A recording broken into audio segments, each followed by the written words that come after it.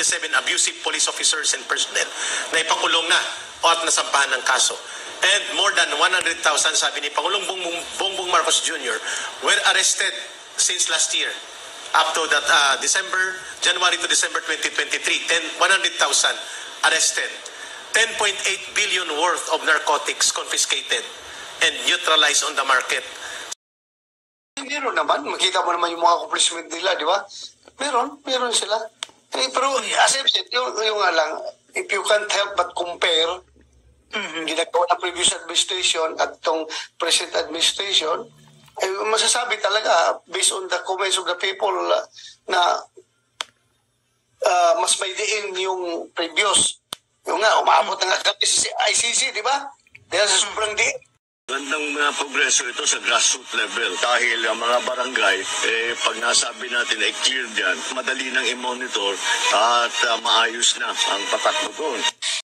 Natin tinitignan yung rehab, yung prevention, na hindi na pumasok yung mga kababayan natin sa masasamang ugali tungkol sa drugs, at kung sino man ang nasubo na ay bibigyan natin ng tulong sa pamamagitan ng mga rehabilitation center. Yan po guys, napanood nyo na aking introduction. Magandang araw po sa inyong lahat. Ito na naman po ang inyong lingkod, si DIY KKB Informative. At natutunghayan po natin yun ang mga sinasabi ng ating mga news anchor patungkol dito sa laban sa droga ng kasalukuyang gobyerno.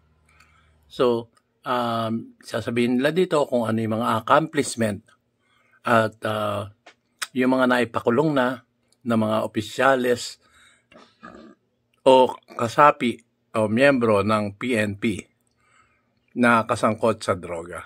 Magandang balita po ito. So, sana naman tuloy-tuloy mga ganitong mga laban ng ating gobyerno sa pangunguna ng ating Presidente Bongbong Marcos Jr.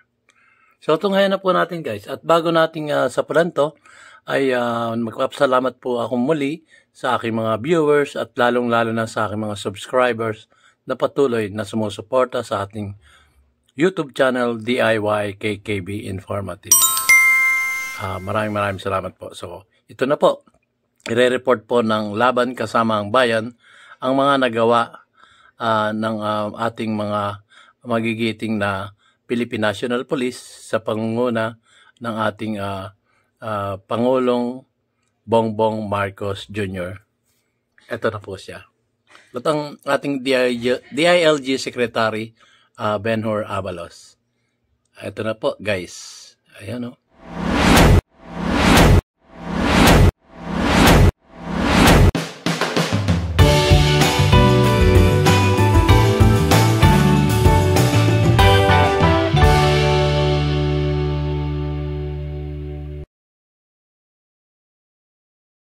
Pagpapahayag ay may naging pahayag nga ang ating Pangulo sa good news naman ito ka, Eric, patungkol sa ating laban sa illegal na droga. Kaya meron tayong inihadang good news tayo video sa na mapapanood natin na ano ulit yung patungkol? Hindi ko na po laban sa illegal na droga. Yan. Laban sa mga powder. Yan. Hindi ba ito yung video ni Pangulong Duterte na kumakain ng pulbrock? Ito ba ipapakita mo? Hindi ka, Eric. Ang sarap ng pulbrock na kinakain ni Tatay Dix. Ito ka, Eric, patungkol ito sa napakahusay na ginawa ng ating kapulisan laban sa kanilang sariling tanggapan na ilang may kinalaman sa illegal na droga. Go ahead. Panoorin po natin ang video na ito. Ayan. Nasa 177 pulis ang kinasuhan ng mga paglabag na may kinalaman sa illegal na droga sa Metro Manila. Kasunod ito ng mas pinaigting na kampanya laban sa illegal drugs na nakatuon sa mga alagad ng batas. Sa isang video message, sinabi ni Pangulong Ferdinand Marcos Jr. na kabilang sa drug-related offenses na ito ay ang pagtatanim ng ebidensya, labag sa batas sa pag-aresto at labis na karahasan. Inilahad pa ni PBBM na nasa mahigit 100,000 individual na ang napakulong ng pamahalaan dahil sa mga kasong may kinalaman sa illegal na droga mula nang magsimula ang kanyang termino noong 2022. Saad ng punong ehekutibo, ang mga datos na ito ay hindi lamang magandang numero, kundi tunay na pagpapabuti sa patuloy na laban kontra sa paglaganap ng ipinagbabawal na droga. Una nang ibinida ni Pangulong Marcos Jr. ang naging tagumpay ng gobyerno sa laban nito kontra illegal na droga sa grassroots level.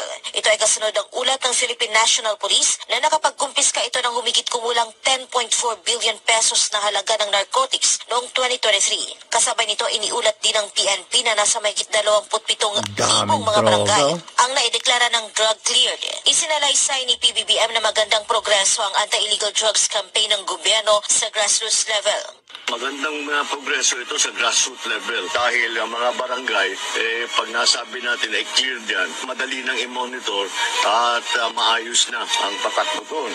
Idinagdag pa ng Chief Executive na palagi ring tinitignan ng pamalaan ang rehabilitation at prevention sa usaping ito. Siyempre, lagi rin natin tinitignan yung rehab, yung prevention na hindi na pumasok yung mga kababayan natin sa masasamang ugali tungkol sa drugs at kung sino man ang nasubo na ay bibigyan natin ng tulong sa pamamagitan ng mga rehabilitation center. Saad ng punong ehekutibo, gumawa ng mga hakbang ang national government para tutukan at sawatahin ang iligal na droga sa lokal na antas. Maliban dyan ay nakipagtulungan na rin ito sa 50 probinsya, mahigit 1,000 munisipalidad at 30 lungsod sa pagpapatupad ng Anti-Drug Abuse Council. Binanggit din niya na nakapagsagawa rin ng 74 inpatient treatment at rehabilitation facility para magbigay ng daan tungo sa paggaling para sa mga gustong makawala sa kanilang adiksyon. Samantala, kabilang din sa iniulat ng PNP na umabot sa mahigit 56,000 mga sospek ang naaresto matapos magsagawa ng mahigit 44,000 anti-illegal drug operations.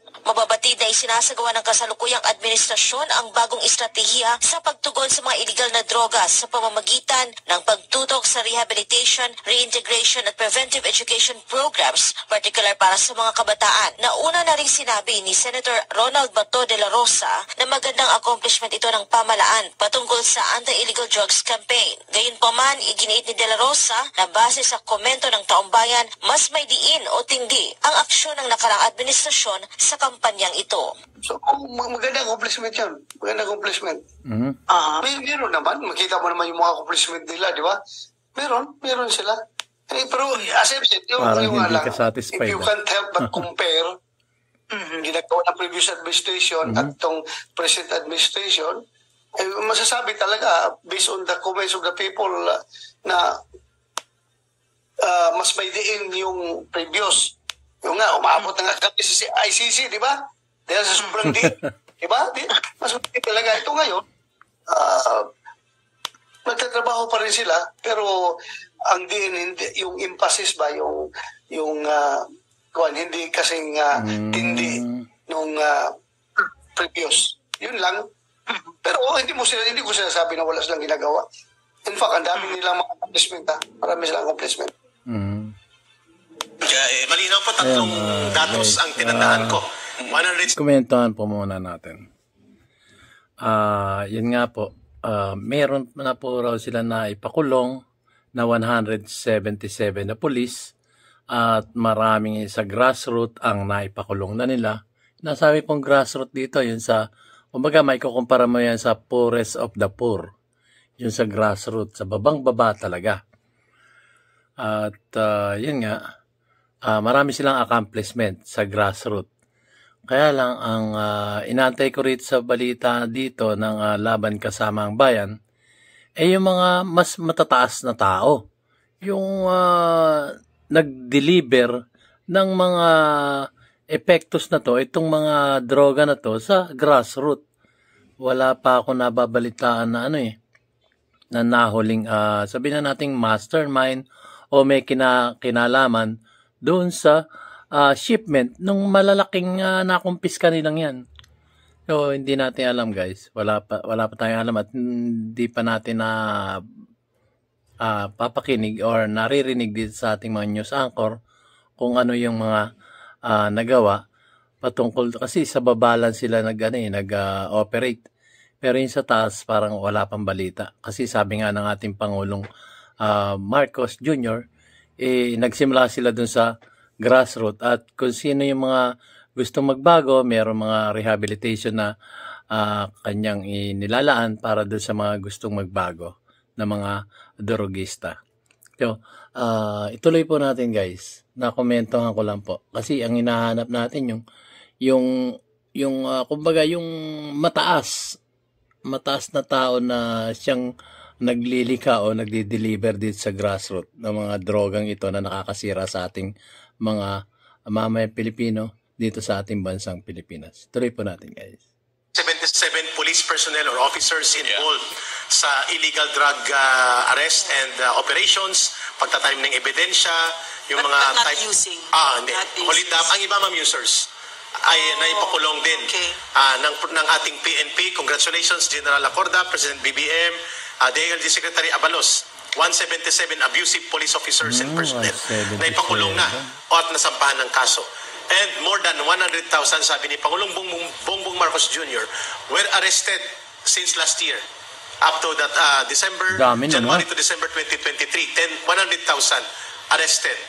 10.8 billion worth of narcotics confiscated and neutralized on the market. So, okay po yun, mga accomplishment ito. Pero ang sabi nga ni Senator De La Rosa, more side of law enforcement para yung supply chain, manufacturers, importers at mga illegal na nag-operate yung mga matataas na level, hindi lang yung street market operators ay tatamaan. So, kung 100,000 yung nahuli nila, punong-puno ang kulungan ngayon. Kung tutuusin, 100,000 eh. So, imagine mo, dami nun. Ilang kung baga sa mga military yan, ilang batalyon yun, 100,000. So, ituloy po natin. Ng very decisive law enforcement sa drug operations. Congratulations, Pangulong Bongbong Marcos Jr., Philippine National Police, and DILG and PDEA for this accomplishment. Ako ang Devas advocate dito. And kaya nga ako ka Eric, makikita ko yung nakaraang report yung kaya during PRRD war on drugs ay talaga naman puro pambabatikos eh. At di naman nagsasalita ang ating Pangulo dito sa kanyang ang SMNI lang din ang talaga naman nagkakaroon ng case study patungkol sa kanyang laban. Pero bagamat... Can I read a comment? Yes, ma'am. Sige po. Sabi ni Leonardo Alday, very good PNP, kinasuhan ninyo ang mga kabaro ninyo na sangkot sa illegal drugs. Huwag na si retired Brigadier General Macanas, nakapareho mo rin naman, na gentleman and an officer, pag-usapan na lang ninyo ng senior. Tama yan. Pwede. Magandang komentaryo Tama yun. yan. We agree to that.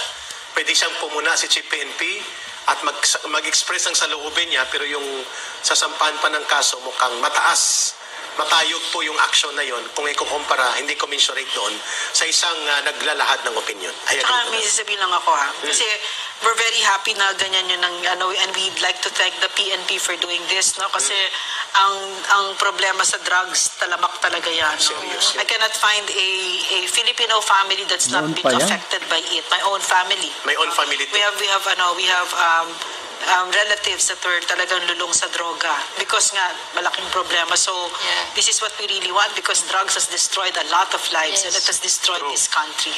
Pero may concern dito, no? Common concern dito sa ating mga kababayan, no? Hindi naman sa kinu-question itong ating balita, pero ang tanong kasi is parang naririnig daw nila na yun nga talamak pa din at mukhang mas mura pa nga daw ngayon ng droga kaysa sa bigas. Yun din. Ako wala pong alam sa mga presyohan dyan. Actually, yun nga. Pero yung reklamo nila dito. Nanggaling ka ko sa Iloilo. Ang dinuturo doon, yung operators dati ay nakabalik na kasi nag-plea bargaining yung marami. And ang suppliers ay nanggagaling pa rin sa national. Alam na kung saan ang mga contacts. So, ako po ay laking grassroots. Ang komunidad ko mismo ay paligid ng mga drogista. Pero, hindi ko rin sinasabi na walang masugid na operations ang PNP at ang PDEA. Pero yung degree ng pagbabalik ng mga operations na ito, hindi po may sasantabi na may nangyayaring ganyan. Yes, kasi marami naman talaga nababalita na bumaba na ang presyo ng illegal na droga. Gaya ng shabu, for example, ang Ang dahilan pag ganun, ay bumubuwas, bumabaha na ibig sabihin. Like for example, ang cocaine, before, per gram, sabihin natin, may narinig tayong source din na 5,000 Per gram. per gram. High-grade cocaine na yan. High grade na to. Pero ngayon is bumaba na sa 900. Wow. Ibig sabihin, Yan, kalaki maraming ang supply. Pagbababa Maraming niya. supply. Kasi yung supply at Pero yung pulboron sa Gold Deluxe, iba yung presyo. Actually, meron ka nag-message dito ka, Eric kasi daw meron dyan sa loob na kasamahan din sa M na ang pangalan is MM din. Isa sa nagiging daan ka, Eric. What do you mean? Diyan po sa Bilibid? loob ng pamahalaan ay meron Okay. din kasama sila na kung saan itong si Capital M din ang nagiging isa sa dahilan. Ito lang sabi Inside sa government, you mean? Yes, Ma'am Lorraine. Ano yung consumer o customer? pero ka, Eric, dito na tayo sa iba pang balita. Tayo na. Hayaan Yes, nyo muna meron natin tayo. yun. Just to know of note lang talaga, worthy note. Na during PRRD's time, no, ito so hanggang ngayon kinikriticize yan, but do not forget that 88% of Filipinos approved of President Duterte's war on drugs. So we're happy that this is happening as well. Yeah. But para sana mas lakasan nyo pa, no? At si Lakasan nyo Pangulong Duterte, walang patumpik-tumpik. Sinabi niya, dahil dinadawit ka at may investigasyon, Pulong Duterte, when he was Vice Mayor, mag-resign ka or ako mag-resign Yeah. bilang Presidente. Yeah. That's how transparent Rodrigo Duterte was. Yeah. Sinabihan niyang anak niya, mag-resign ka ora mismo sa pagka-vice mayor ng Davao o ako ang mag-resign bilang Presidente and then Did make he yourself resign? cleared. Did he resign? Nag-resign si Pulong. Pulong resign. Yeah, and he made himself cleared by That's the way investigation. to do it. May gusto akong issue. Publicly, hindi tinago ni Duterte, ni Rodrigo You want to Duterte. be formidable, be Duterte. Don't make budbud pera. Yeah. It's nothing. This regarding sa war on drugs ng naka-administrasyon kasi talagang Nangyari pala headlines kay and lahat Pulong yun. yung lalo na yung first part first half daw ng administrasyon kasi talagang heavily on enforcement pero mali po yung sinasabi na hindi po nagkaroon ng mga rehabilitation Yan, isa din kasi yan. naging part po tayo ng DILG doon talagang pinalakas din po mismo ni Pangulong Duterte yung mga attack sa mga Yung masang LGUs. machines. Oo, na talagang yung mga marirehab pa talagang Rehab.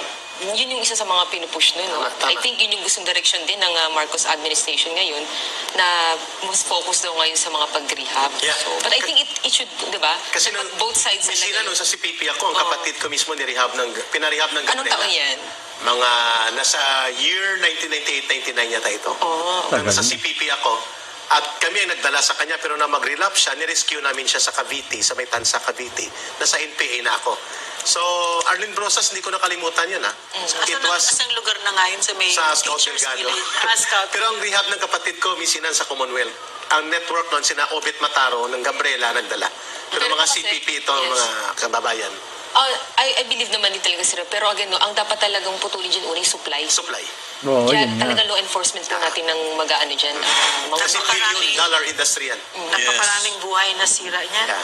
Mabuti naka-recover ang kapatid ko at ng si Rodrigo Duterte ng presidente, talagang ang fear factor na hindi na siya mag-relapse ay napakataas. Yeah. Matras talaga sila. Yes, correct ka, Eric. At ako naman tayo sa iba pa nating mga gustong ibahagi. Kasi dito tayo kung saan malapit sa sikmura ng ating taong bayan. Mahalaga yan. Bayan. Yes, itong nangyayaring inflation rate. Kaya meron tayong video Okay, guys. na ating mapapanood Inflation para mas rate na to. pahigiin pa natin ang ating tanong. Doon lang tayo sa isang topic nilang yan. So guys, yun po.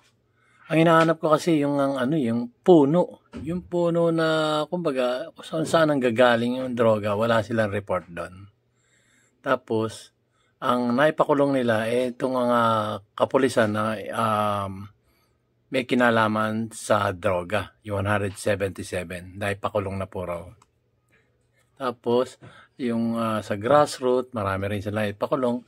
Ang pagkakaalala ko, 200,000 buong Pilipinas. Ang dami nun. So, yun. Malaki naman ang nagagawa. At maganda naman ng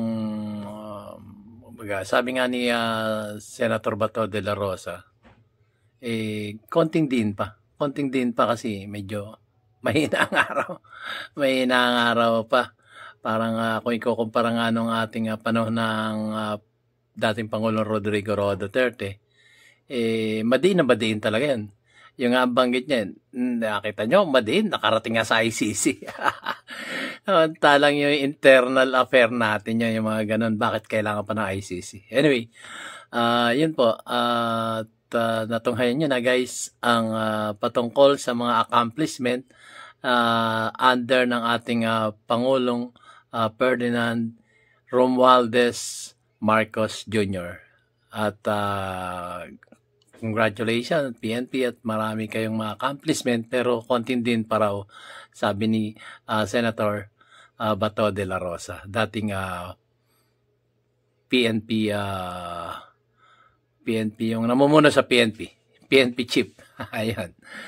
So, hanggang dito na lamang po guys at maraming salamat po sa inyong pakikinig, panonood ng aking mamunting YouTube channel, DIY KKB Informative.